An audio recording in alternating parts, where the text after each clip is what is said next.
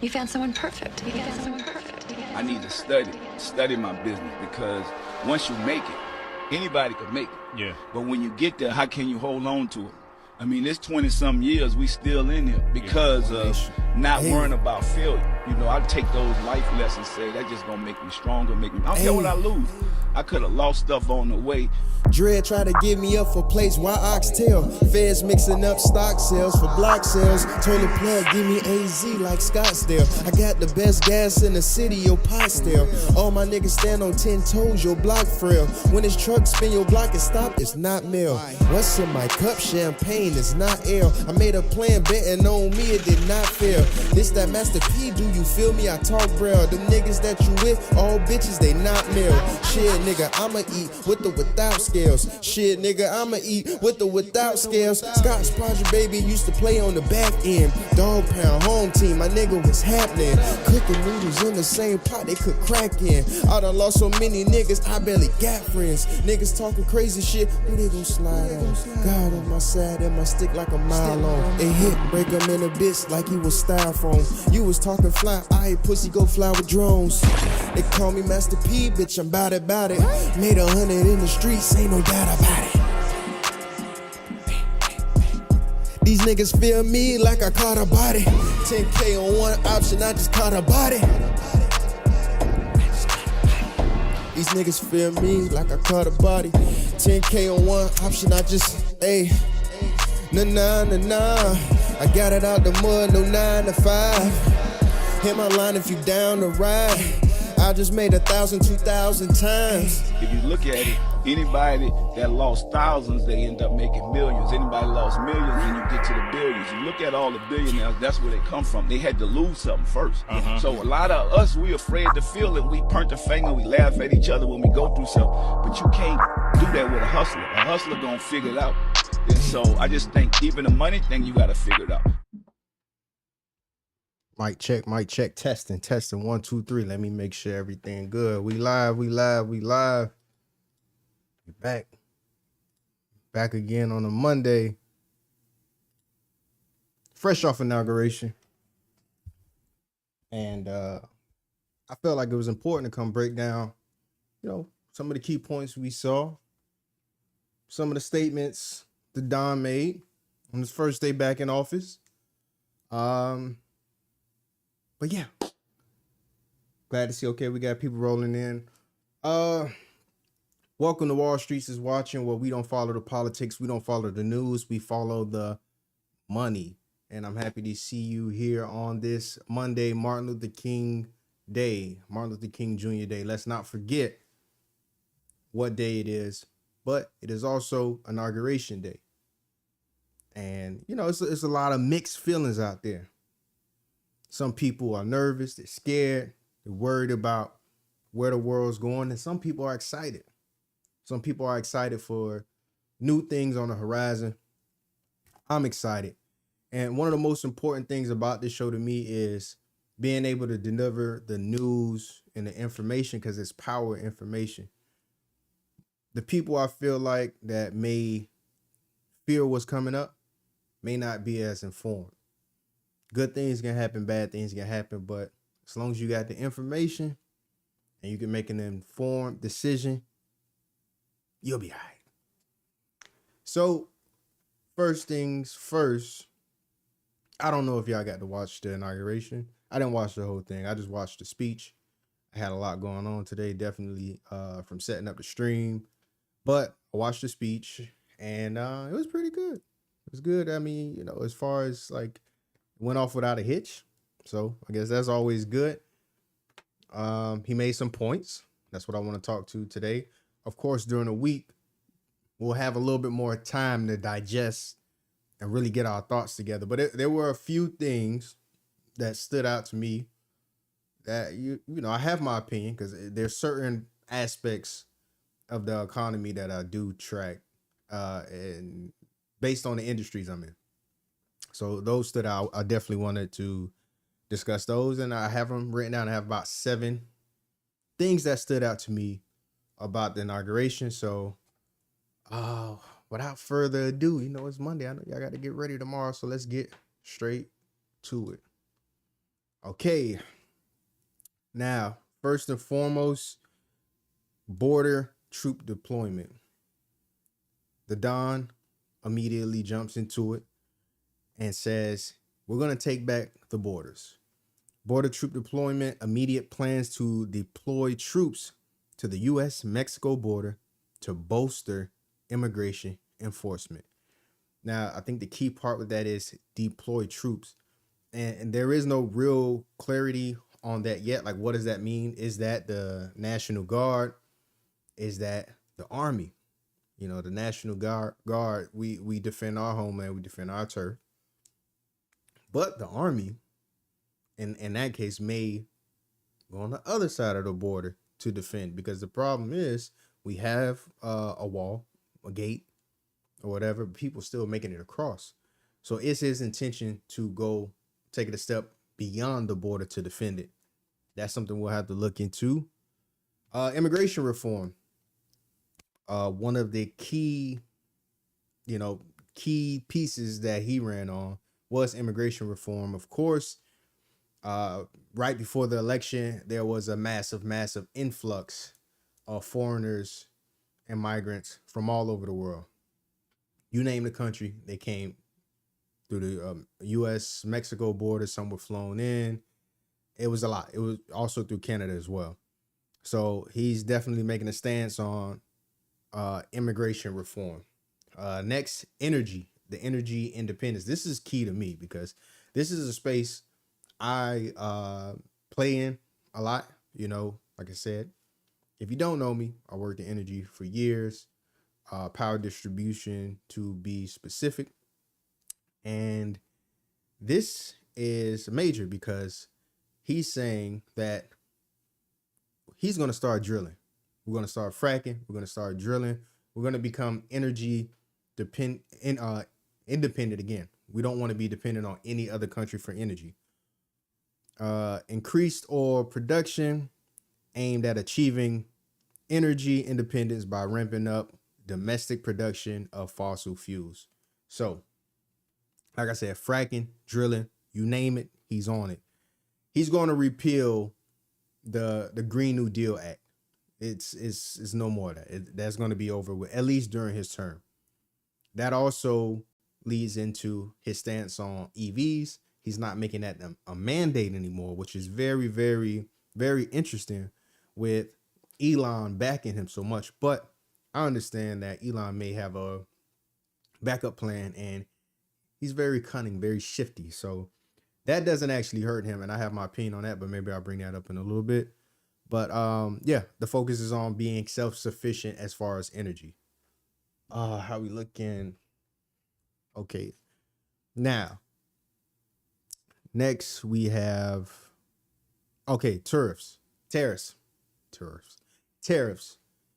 He's going to implement the tariffs. If you haven't heard the word tariff 100,000 times in the last few months, here it is again, tariffs. He's going to enact a new group.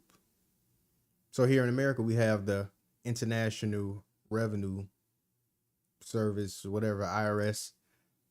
He's going to enact the ERS, So this is supposed to be a group that is going to be over collecting money for the terrorists and I guess managing our deal. So that's going to be a point that we got to look into, because I would love to hear more about that. That is the first time I've ever heard that. I don't know if that's something new or not, but that's going to be major pro-American trade policies, and that's going to be under the jurisdiction of the ERS. So they're going to be watching and making sure that our trade agreements are not only in favor of Americans, but upheld.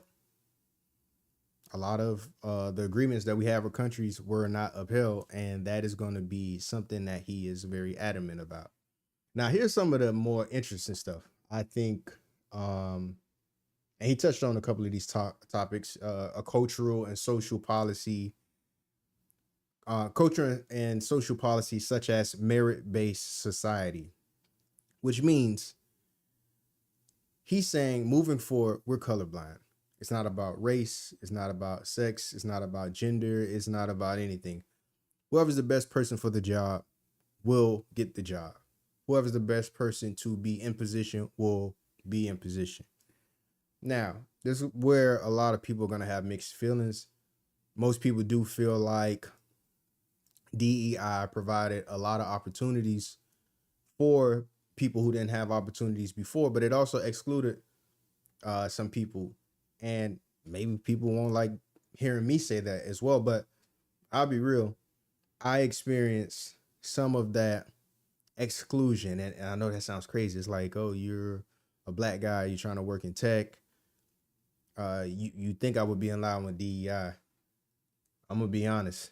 It was nothing for black men in DEI in tech at all. If that's a conversation y'all want to have and we can talk about a little bit later, or if you want to, we could do spaces or something like that. There was no DEI for black men at all. It was aimed specifically at black women, white women, Native Americans, gay, straight, not straight, gay, lesbian, anything you name it, except two groups, which were predominantly black men and white men.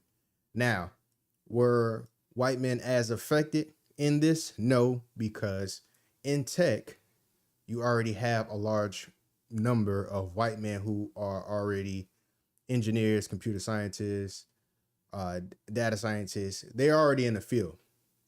But where black men could have made grounds or on coming into those fields, there were really nothing there as far as I saw. I guess I'm in college right now, very active in tech, participated in a lot of crypto, blockchain, AI, hackathons, you name it. People were surprised that I was even there. So a merit-based society is very ideal, but we will see. That would be something that I like because the best man take the job. Best woman take the job. Gender definition. Trump emphasized recognizing only two genders, reflecting traditional views on gender identity. This is one of those things where I don't really have a stake in the game. My only stance is this. Everybody is entitled to their own opinion, but you don't have to push your opinion and you don't have to make anybody feel the way you have to feel. And I'll leave it at that. This is a conversation that I really don't care to get involved in. It's distracting to me. If it's something serious to you, I understand it. There's things that's serious to me that may not be serious to you, but hey, it is what it is. National sovereignty and infrastructure. The Panama Canal. Reclaiming the Panama Canal. He said, we're going back and get it. We built it. We paid for it. We handed it over. That was a mistake. But one of the most interesting things he did say is China has been operating the Panama Canal, which is very strange. And I want to look into that and fact check that and see if that's true. Now, China has been making moves in South America, in Chile, and other countries where they have an abundance of lithium resources, because China is the number one producer of lithium batteries, hands down. And they've been buying land for sure, I know, in South America. So if they have been making a move to, work or have some kind of control over the Panama Canal, that's a national security risk. So I'm with them on that for sure. America's first diplomacy. Let's see what we have here. Highlighted sovereignty and self-reliance in international and domestic policy. So that's just very vague. He made a very, very strong emphasis on space exploration. He said we're going to Mars. That was probably a nod to Elon. Shout out to his boy. And talking about going to Mars. Let's see it. The moon is right there. Are we ever going back to the moon? Is there nothing there? I don't know. But like I said, the emphasis is on Mars. Who knows what the greater plan is with that? And we'll see. But I guess an additional added focus on space exploration. I'm not against that. And finally, government and military focus. He wants to downsize some of the bureaucracy in the government. That was something he ran on the first time. That drain the swamp. But he wants to put an emphasis this time on peacemaking, brokering deals between nations and ourselves, and military strength. So, it's easy to talk about peace when you got the biggest military. So I can understand that too. One of my favorite things he brought up was the Gulf of America. I think that's a great move. It sounds good. I think it's great branding, the Gulf of America. Name it that. I feel like we should have naming rights on that.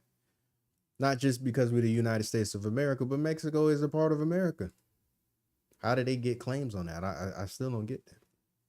But going back before we get out of here, the stance on energy. So if we're going to see a lot more fossil fuel production, this is very key to energy producers. And when I say energy producers, I mean in the power industry.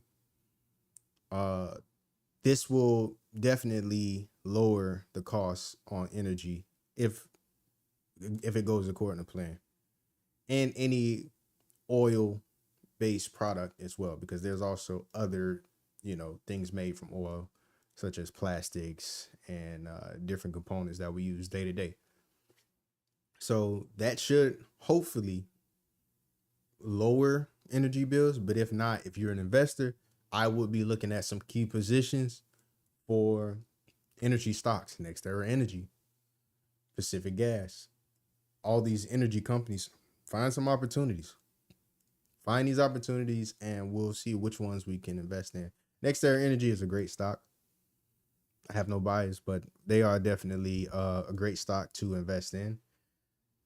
But with that focus, he also led into bringing back car manufacturing back to America.